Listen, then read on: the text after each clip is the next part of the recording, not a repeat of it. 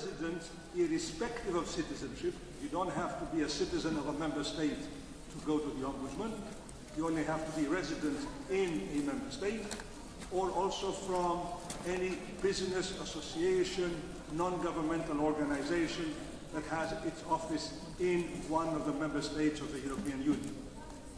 The Ombudsman was created back in 1993 with the Treaty of Maastricht, which is the treaty that tried for the first time to speak about democracy in the European Union, with 25,000 people per year in providing information to help citizens. So we're there to help you make use of the Ombudsman. Come to us if you have a problem. Even if you don't know clearly, we'll tell you and we'll help you. Thank you.